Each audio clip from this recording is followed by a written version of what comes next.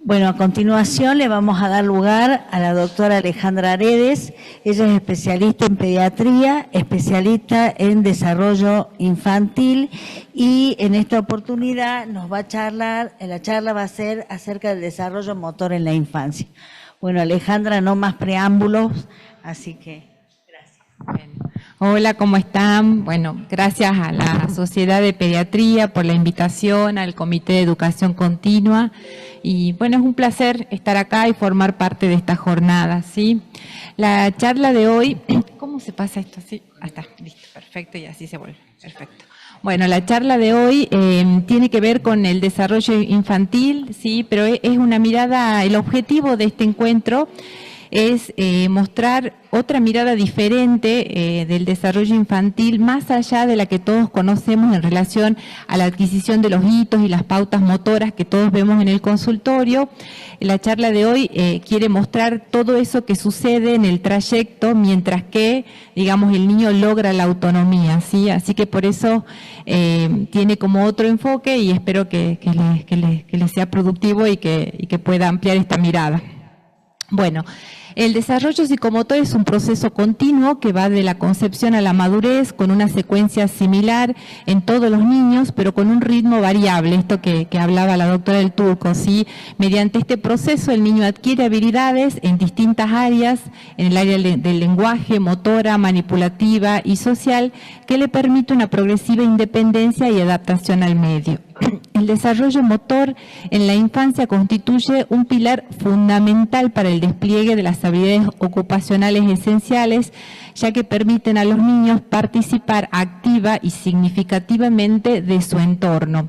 El desarrollo motor es descrito como desarrollo sensorio-motor, ya que esto que hablaba la doctora, digamos, es la plataforma sensorial la que le permite estar en contacto con el medio, respondiendo a los estímulos y pudiendo generar el desarrollo en esta área, ¿sí? Desde la perspectiva combinada de terapia ocupacional y kinesiología, el término de desarrollo motor abarca más allá que simples movimientos, constituye la evolución progresiva y coordinada de las destrezas motoras gruesas y finas a lo largo de las diferentes etapas. En la vida intrauterina, los movimientos del bebé no están comandados todavía por la corteza motora, sino por estructuras inferiores, médula vertebral, tronco cerebral, con algo de influencia de la llamada subplaca, que es una capa neuronal situada entre la corteza cerebral y estructuras periventriculares. Esto es así porque las vías neuronales que van de la corteza a las estructuras subyacentes todavía no están maduras y la mielinización está recién en proceso. Y acá hay una imagen para explicar, porque estos conceptos, digamos, ha cambiado mucho el concepto del, digamos, la teoría en relación al desarrollo motor, y este concepto de subplaca que empieza aproximadamente, es una región anatómica que se encuentra entre la corteza, que es la parte de arriba, no sé si esto tiene para... Ahí está, entre la corteza, que es la parte de arriba, y esta es la subplaca y las estructuras inferiores. Esta sería el área periventricular en un corte sagital, y aquí, entre la quinta y la sexta semana, se empiezan a desarrollar las neuronas, la sinapsis, y muchas de estas neuronas que se empiezan a desarrollar en esta área periventricular migran hacia la corteza y van a formar las futuras redes neuronales, las futuras vías, pero muchas de estas quedan en esta región, en esta estructura llamada subplaca, y es lo que le da las características de los movimientos iniciales en la vida intrauterina. Son movimientos que son precarios porque primero empieza con los movimientos laterales de la cabeza, del tronco, y a medida que se van desarrollando las semanas de gestación, el bebé se va moviendo con una característica que tiene que ver con la variabilidad, la fluidez, la complejidad, y hay instrumentos que nos sirven para evaluar los llamados movimientos generales motores de los niños, que hoy en día sabemos que son predictores de parálisis cerebral, ¿sí? Entonces es importante este concepto de subplaca porque habla de una actividad intrínseca propia, digamos, del tejido neuronal, que es el que le da los movimientos al bebé, digamos, en la vida intrauterina, y que después va desapareciendo. Estos movimientos generales se pueden evaluar aproximadamente hasta el cuarto o quinto mes, y después esta subplaca va desapareciendo y le va dando lugares a estas otras estructuras, tanto subcorticales como corticales. Algunas de las teorías están en la literatura. Hay varias teorías en relación al desarrollo motor. Yo quería nombrar las dos más relevantes que explican un poco, digamos, estos conceptos nuevos en relación al desarrollo motor. ¿Y por qué digo nuevo? Porque nosotros somos de la era geseliana, donde la madurez tenía que ver con un concepto genético e innato, o sea, era toda una actividad refleja. El niño se sentaba, después bipedestaba, después deambulaba.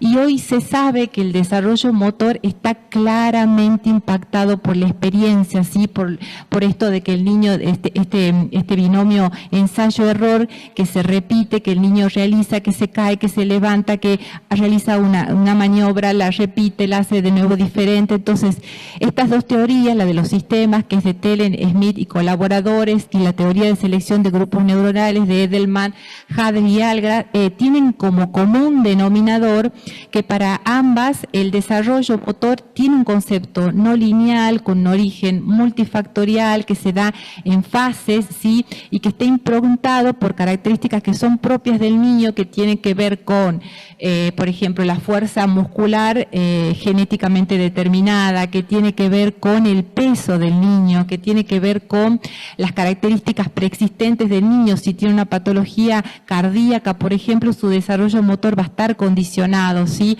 Ambas teorías son interesantes, los invito a leerlas cuando puedan, y es la base, digamos, para el tratamiento de la rehabilitación para los trayectos no típicos motores, ¿sí?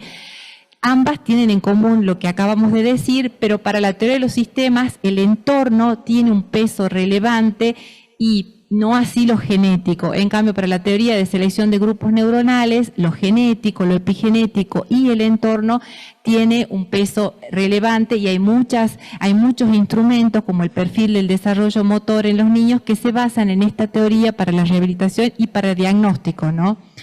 Durante el desarrollo motor, los músculos del tronco comienzan a trabajar de numerosas y variadas formas. Los grupos musculares se equilibran unos a otros al desarrollar control muscular sinérgico. Por lo tanto, es especialmente importante que los músculos flexores antigravitatorios axiales del tronco balanceen a los extensores antigravitatorios del tronco. Este movimiento de este eje axial es el que va a ir comandando a medida que el bebé se va desarrollando, ¿sí?, estas estructuras. El desarrollo motor involucra la adquisición progresiva de habilidades motoras que permiten mantener un adecuado control postural, desplazamiento y destreza manual. Para esto se requiere la aparición y la desaparición, esto que hablaba la doctora del Turco, de los reflejos controlados por los niveles inferiores del sistema nervioso central, que permiten respuestas posturales y motoras funcionales y voluntarias. Para repasar, el reflejo de Moro, el reflejo de Galán, el reflejo de Prensión, el Babinski, el tónico cervical asimétrico, el reflejo de marcha, todos estos reflejos que involucran sectores subcorticales de la corteza desaparecen para dar lugar a, a estructuras más complejas como la corteza y a movimientos más sistematizados y más específicos. El control postural surge de una compleja interacción entre el sistema músculo-esquelético y nervioso, denominados en conjunto sistema de control postural. Esto ahí vemos a este bebé que está, bueno, con objetos, que está jugando, y fíjense, en ese eje axial, si el compartimiento de esa estructura cefálica, escápula superior, que tiene que ver con el tronco alto, tronco medio y tronco inferior o cintura pelviana. Este es el eje axial que se va madurando con todos estos componentes que acabamos de nombrar y que le van a dar, van a permitir, al estar indemne, que las estructuras, digamos, superiores o de extremidades puedan desarrollarse de manera y en tiempo acorde. Las características que todos conocemos, que ya fueron nombradas, factores extrínsecos e intrínsecos, de céfalo caudal, próximo distal, en secuencia y en progresión. Los factores intrínsecos, bueno, tienen que ver con esto, ¿no?, que algunas teorías relevan y ponen peso en esto. A la adquisición de las habilidades motoras tienen específicamente, digamos, peso en el sistema nervioso, en las características genéticas, biomecánicas, sensoriales y fisiológicas. Los factores extrínsecos son influentes en el entorno y no son prácticas menores como las prácticas parentales, el ambiente, la oportunidad, los factores socioculturales, obviamente que va de la mano de la nutrición, de esto que decía recién Gabriela, de un entorno, digamos, con amorosidad, con afectividad, que no es menor para el desarrollo de las prácticas parentales, ¿no? Las oportunidades de la interacción de los padres con los niños para poder mostrar y poder dejar que el niño desplace sus experiencias motoras, le da un plus en esto que vamos a ver, en esta mirada, digamos, en estos trayectos y en este recorrido que el niño tiene que hacer.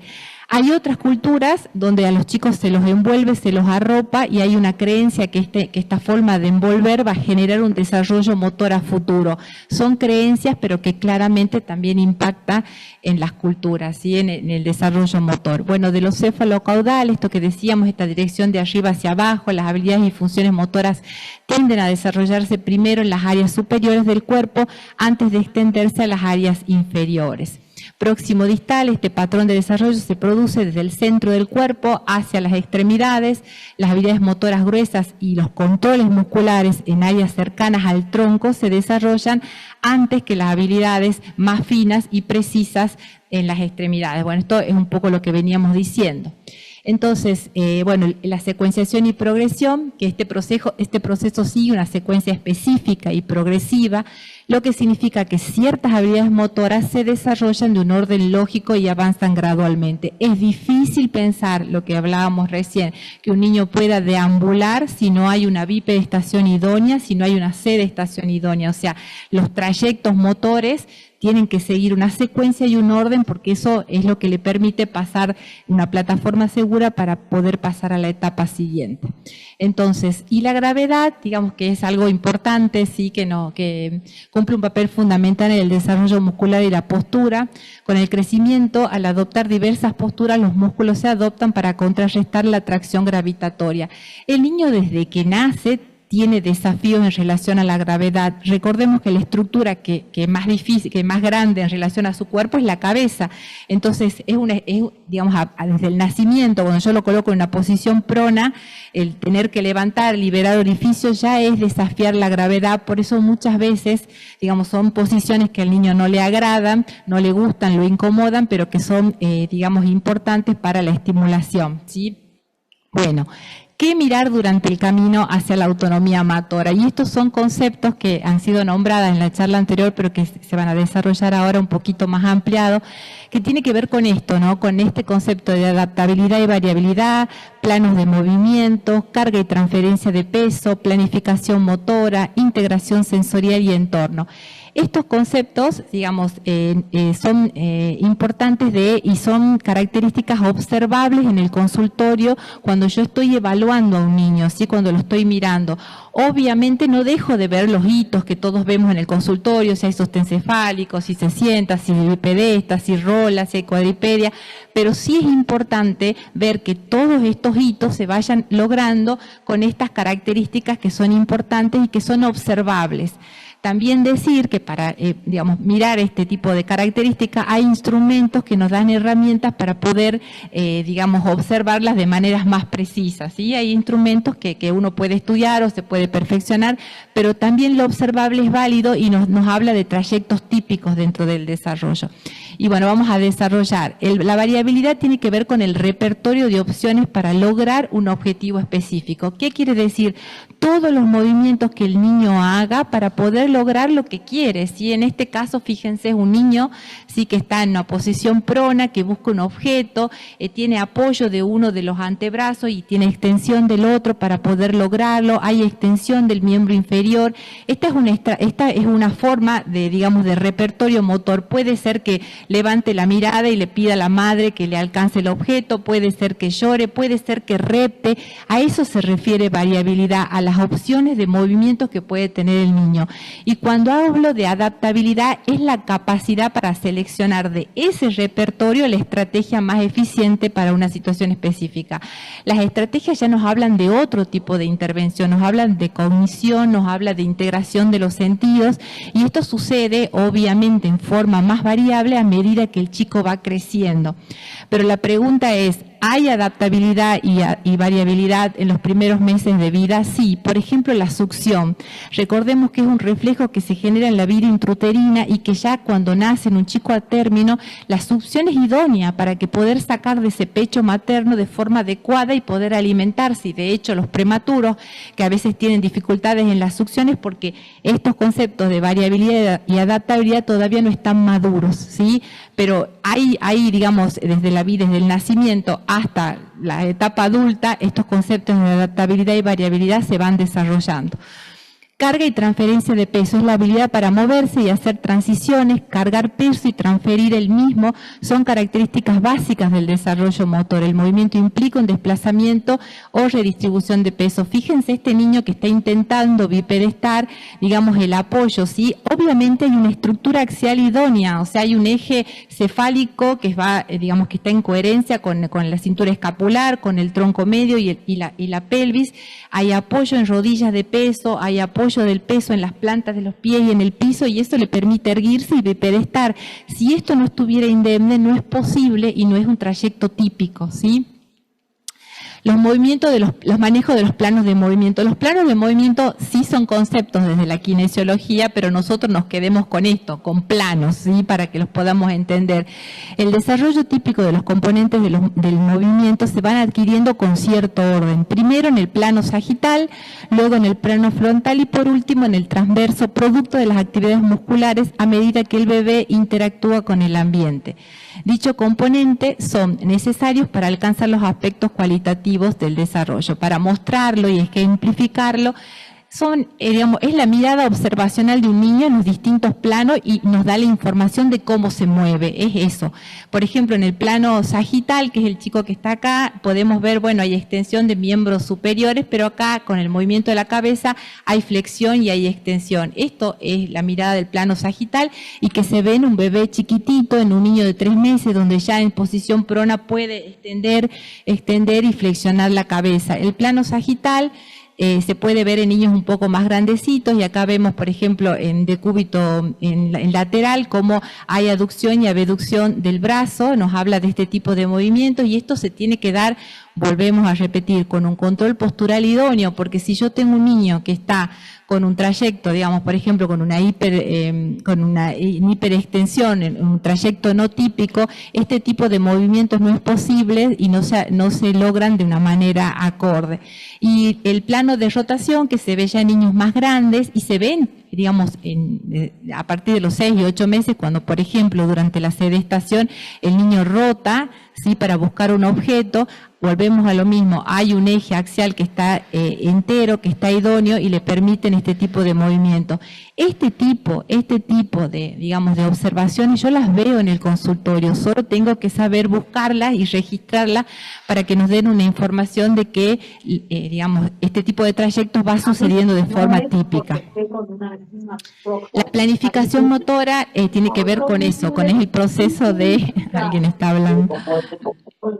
El proceso mediante el cual el cerebro organiza y coordina secuencias de movimientos con el fin de alcanzar un objetivo específico. La planificación, ahí se fue, la planificación motora implica... ¿Cómo se llama? Y un aparatito para los mocos, a dar, ¿sí? Cosa que afloje. El pulmoncito se le siente buena entrada de aire, no se le escucha el ronco, no se le escucha sibilancia, que eso te da un parámetro de que pueda estar cerrado un poco el bronquio, no, se siente bien que entra, nada más que por ahí... Sí, alguien está en el consultorio. ¿Algún aparato que ustedes tengan en casa? No, vagina en el proceso ya no. Tipo ponerle Benadryl,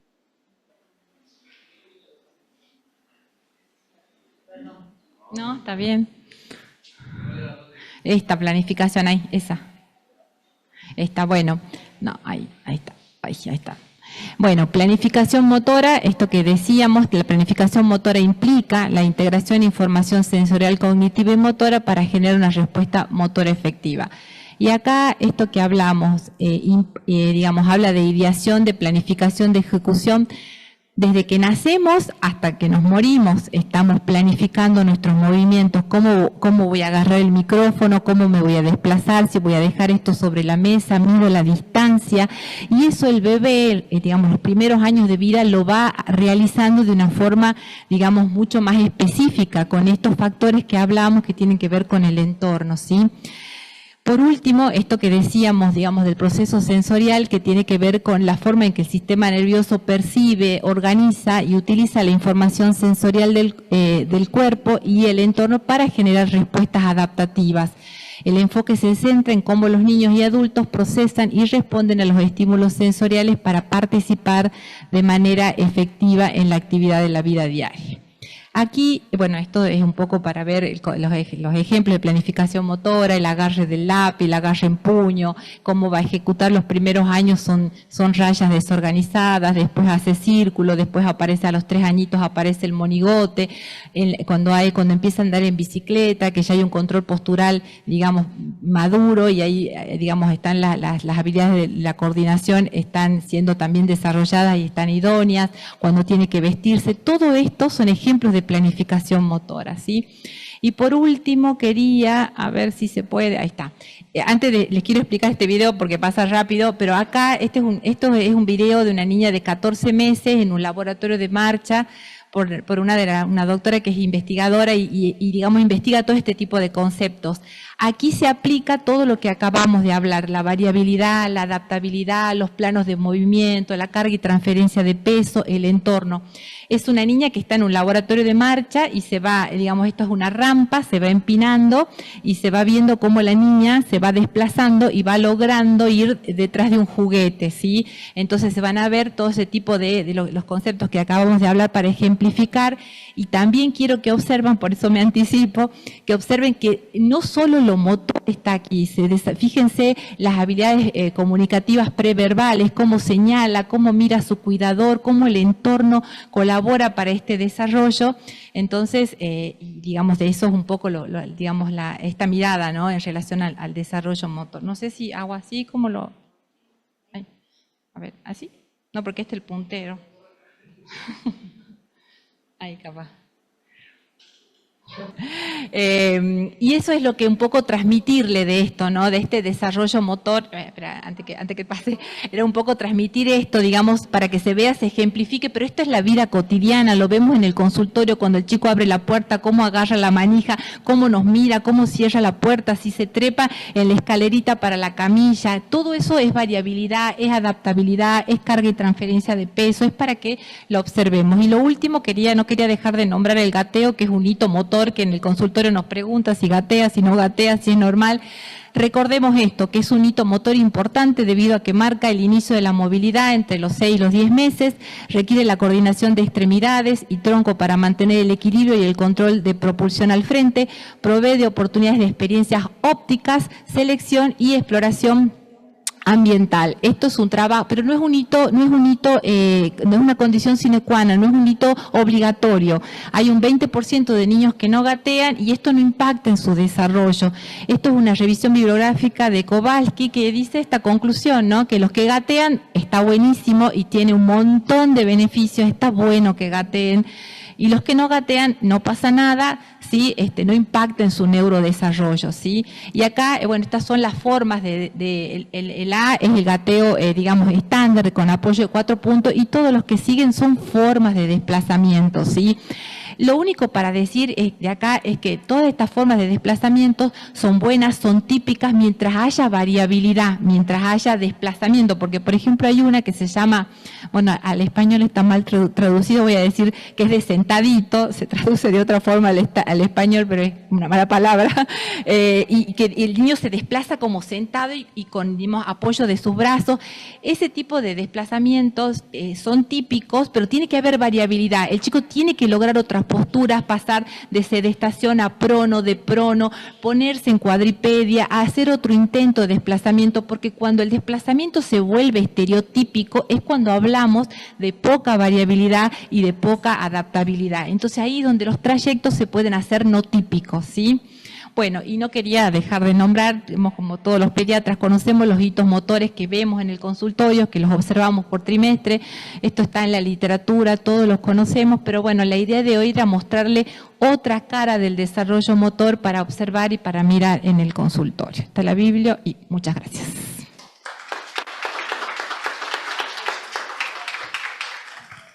No sé si quieren hacer alguna pregunta, alguna duda. Son conceptos por ahí que no estamos acostumbrados a mirar, pero que la verdad nos da mucha información, digamos, de qué mirar en el consultorio. A veces el chico está en la sala de espera, salimos a llamar a un paciente y vemos algo que nos hace ruido o algo que nos deja tranquilo, cómo agarró un juguete, cómo caminó y cómo levantó ese juguete del piso, cómo gatea. Hay mamás que a veces van sin cochecito y los vemos gatear en la sala de espera. Entonces, digamos, la variabilidad en el movimiento nos da una información que nos puede dejar tranquilo si es que estos trayectos van de forma típica o no, o si nos hacen ruido, bueno, hacer, como decía recién Gabriela, una evaluación más sistematizada en relación a la evaluación motora en sí, si se quiere. Para eso hay instrumentos, ¿sí? Hay instrumentos de evaluación, en este caso se puede utilizar, qué sé yo, la escala de Alberta, que nos habla de, digamos, de toda la variabilidad del niño en los diferentes planos de movimiento, o hay una escala de evaluación neurológica como la Heine, o el perfil del desarrollo motor. Estos ya son instrumentos que nos miden cómo son estos movimientos y cómo está el niño en este trayecto.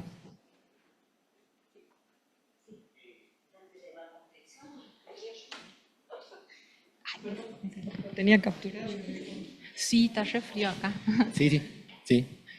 No, Ale, yo te quería preguntar, viste que los papás se desesperan por comprar el gimnasio, por comprar el andador. Sí.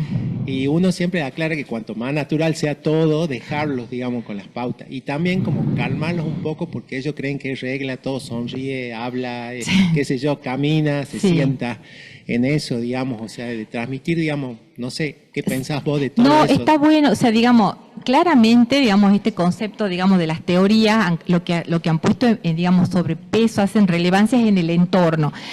Cuanto más oferta haya en el entorno, pero no tanto de oferta mobiliaria, sino de posibilidad. Si yo tengo un chico en el coche o amarrado, como les mostraba en la imagen que se da en otra cultura, no hay desplazamiento. Si no hay desplazamiento, no hay experiencia.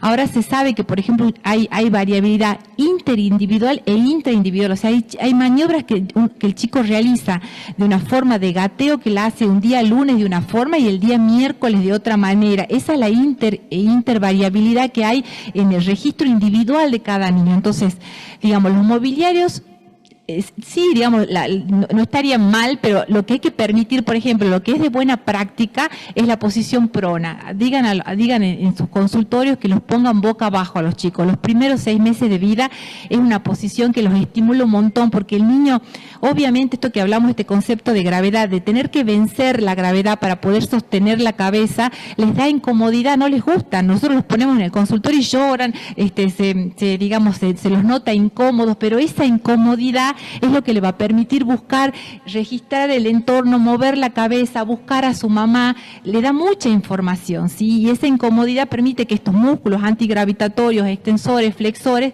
se vayan madurando, se vayan organizando y logren, digamos, esta madurez para este eje axial, que es la plataforma para que los movimientos en las extremidades se hagan de forma correcta, ¿sí? O sea, la respuesta es lo mismo. Mobiliario, bueno, sí y no, pero mientras no intervenga con esto, con la oportunidad del desplazamiento. Yo siempre le digo a los papás, ¿qué le podemos comprar? Para mí lo mejor es la alfombrita goma eva, digamos, esto que ponerlos en el piso desde los 2 meses y ver cómo se desplazan, cómo repta, cómo se para, cómo busca. Es una de las mejores estrategias, porque después en sedente ya no le gusta, cuando el niño se sienta, no le gusta la posición prono, porque ya logra otras posiciones como cambios de decúbito, cuadripedia, se quiere parar, el famoso corralito que todo el mundo quiere. Eso tiene que ver un poco más con, digamos, con tenerlos como más resguardados, pero bueno, hay trabajos publicados en relación al gateo donde dicen, ¿por qué no gatean los chicos? Digamos, y una de las hipótesis es que hay una disminución de la oferta de desplazamiento y de movimiento, ¿sí? Así que, bueno, eso. No sé si otra pregunta. Otra cosa que quiero, me olvidé de decir, que es de buena práctica en el consultorio, si quiero mirar lo motor, revisar siempre las 4 posiciones, ¿sí? Hasta el primer año de vida. Supino, observo movimientos, cómo se mueve, si los movimientos son simétricos, si son bilaterales, si son de flexión, si son de extensión. Observo, o sea, en posición supina, en posición prona, en posición sedente y en bipedestación. Eso es de buena práctica, ponerlos en esas 4 posiciones y ver cómo se desplaza, cómo articula, cómo mueve, cómo cambia, ¿sí? Así que, bueno, eso es importante.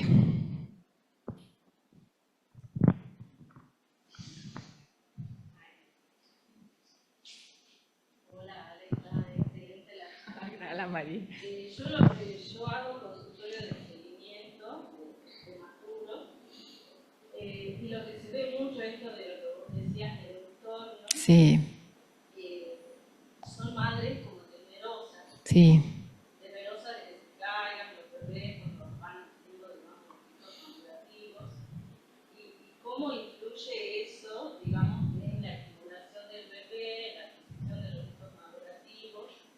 Esta mamá que tiene miedo, ¿no? Entonces, es importante también empoderar a la mamá. ¿Se escucha? Para que escuchen los consumos.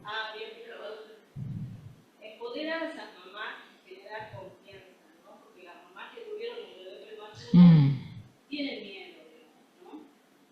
Los mensajes positivos, decir que va bien, que el bebé va avanzando, aunque tenga, digamos, retraso de pautas madurativas. Y lo hicimos en enero, sí, cuando cumplan los 2 añitos. Ajá. La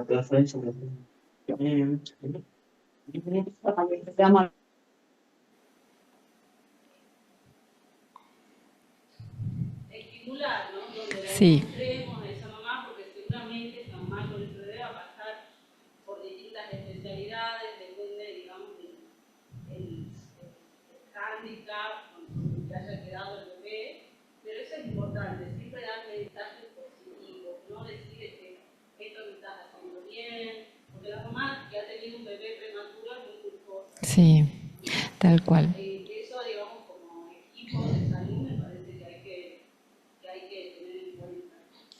Sí, eso es muy importante lo que vos decís, María, y bueno, yo siempre digo que el equipo de salud debería apostar a prácticas de crianza, o sea, estos niños se benefician, digamos que nosotros le decimos estimulación temprana, pero también las prácticas de crianza, digamos, abarca a los papás en estas cuestiones que son más sencillas, porque cuando decimos en el consultorio, por ejemplo, un niño prematuro, lo vamos a mandar a estimulación temprana, hay como una cosita, ¿qué pasa que va a estimulación temprana? ¿No va bien? ¿Va mal? Y un poco uno lo manda a estimulación temprana porque va viendo que estos hitos van más despacito y un poco a veces tenemos miedo porque en cierto, digamos, nadie sabe lo que va a suceder con el cerebro de ese bebé, cuánto hay de impacto. Entonces, nosotros los profesionales de la salud decimos, bueno, va a ir a estimulación temprana y del otro lado, como dice María, un escenario de temor, pero a lo mejor un paso previo a eso podrían ser los talleres de crianza, de cómo, desde una mirada más digamos, más benévola, si se quiere, más amable, más cotidiana, de cómo bañar, de cómo cambiar, de cómo estimular, de cómo jugar. A mí me pasó, no sé si les pasó a ustedes en el consultorio, de que muchas mamás no saben canciones de cuna. Las canciones de cuna que nos transmiten las mamás de cada uno y uno las transmite a sus hijos, entonces siempre les digo que le canten y me decían que no sabía que les ponía, una me dijo que le ponía rap, digo bueno, o sea, no está mal, pero son prácticas de crianza, ¿no? De enseñar formas, maneras que por ahí antes se transmitían de familia en familia y ahora un poco se están perdiendo, hay otros intereses, hay otra mirada, entonces estaría bueno como equipos de salud que apostemos a ese tipo de intervenciones.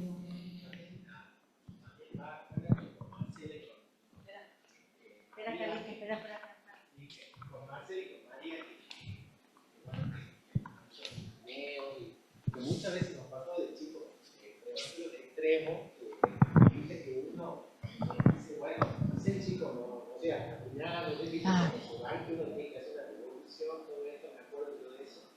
Y los chicos después se sorprenden. Sí, tal cual, es que no sabemos, tal cual. Y Exacto, y esa es la complejidad, el principio de neuroplasticidad, es lo que está en boga ahora, digamos, este concepto de que no sabemos cuánto es, por eso el entorno y el ambiente y el estímulo y la experiencia, cuánto impacta en este músculo cerebral que claramente, digamos, es recíproca esa intervención, ¿sí? Espera.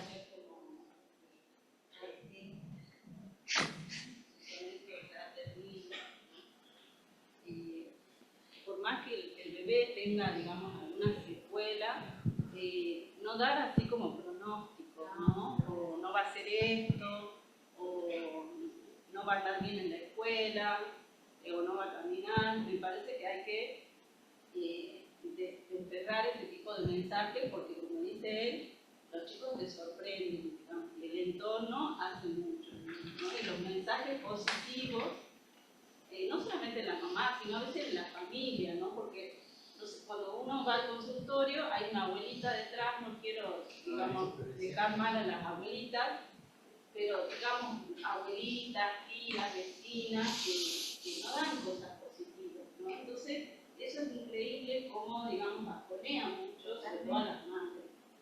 Entonces, no dar pronóstico, no dar decir, porque cada paciente es único y la estimulación, cómo lo lleva la familia, eso cambia totalmente.